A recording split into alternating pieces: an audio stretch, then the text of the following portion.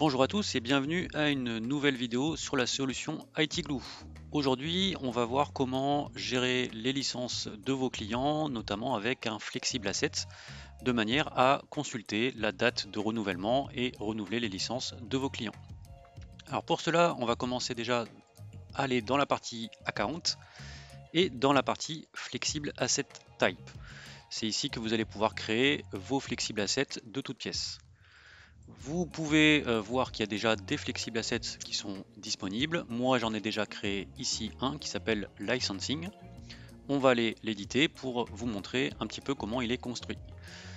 Donc ici, sur cette Flexible Asset, vous allez le voir qu'il y a plusieurs champs qui vont être nécessaires pour pouvoir surveiller les licences de vos clients.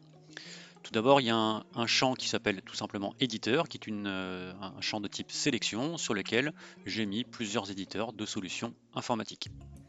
Ensuite, j'ai un champ qui s'appelle le nom de la licence, qui va me permettre de savoir de quoi il s'agit. J'ai également un champ de texte qui est un champ de type version. Je vais pouvoir indiquer, tiens, c'est la version 13 ou 14 ou 15 de la solution. Je peux indiquer également ici un chiffre concernant le nombre d'utilisateurs maximum de cette licence et le nombre de comptes utilisateurs utilisés actuellement. Bien évidemment, je vais avoir un champ qui s'appelle clé de licence, qui est un champ de type texte sur lequel je vais pouvoir indiquer manuellement la clé de licence du client.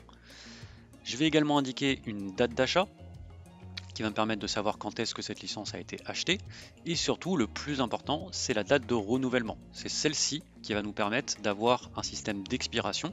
Puisque comme vous le voyez ici, dans ce Flexible Asset, cette date est considérée comme une date d'expiration, ce qui va me permettre d'avoir une alerte lorsque cette date va atteindre son but.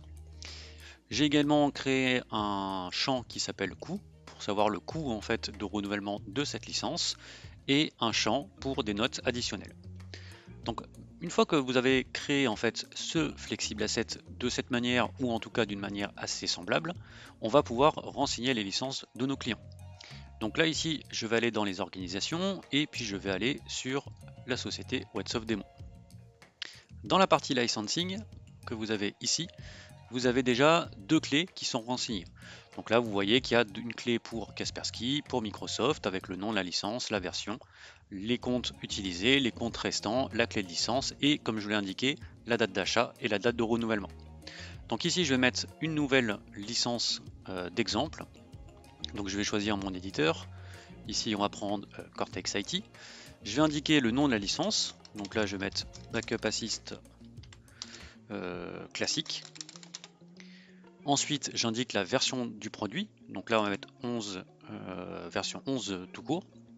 Le nombre de comptes utilisateurs, donc ici c'est une licence où j'ai un seul utilisateur, ou en tout cas une utilisation. Et actuellement, elle est déjà utilisée, donc je vais mettre le chiffre 1. Je peux indiquer ici donc ma clé de licence. Donc je vais indiquer celle-ci.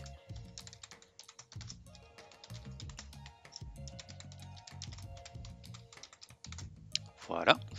Et ensuite, je vais indiquer la date d'achat. Donc là, on imagine que cette licence a été achetée le 4 février 2022. Le renouvellement, si c'est une licence notamment qui va être d'une durée d'un an, je vais mettre la même date mais un an plus tard. Donc là, on va prendre en 2023 et toujours au mois de février, le 4 février 2023. Donc comme ça, je vais être au courant que cette licence devra être renouvelée lorsque cette date va atteindre son but. Au niveau du coût, donc là, je peux mettre une information au niveau du coût et une note additionnelle, licence actuellement installée sur SRV Hyper-V.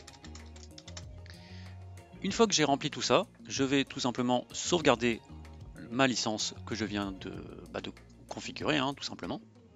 Je vais revenir dans la partie licensing, vous allez voir qu'il y a une troisième licence qui s'est rajoutée, celle que je viens de créer. Et à partir de là, le but c'est de vérifier quand est-ce que les renouvellements devront se faire.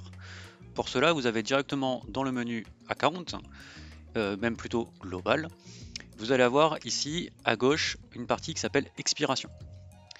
Donc dans cette partie, vous avez toutes les expirations à venir. Donc là, j'ai déjà des filtres, donc je vais les retirer. Et ici, vous avez toutes les expirations. Donc vous avez des expirations liées à des certificats SSL, des domaines. Ça peut être aussi du matériel. Nous, ce qui nous intéresse, c'est la partie licensing. Donc là, au niveau du type, je vais tout simplement filtrer déjà sur la partie licensing. Ici, j'ai toutes les licences qui sont en cours d'utilisation et qui vont arriver prochainement au niveau de l'expiration aux dates indiquées à droite.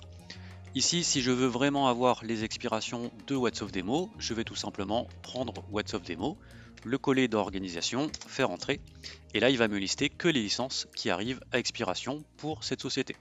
Alors bien évidemment, là on le voit directement dans l'interface du produit, mais vous allez pouvoir également générer des notifications lorsque ces dates de renouvellement arrivent à terme, notamment 7 jours avant.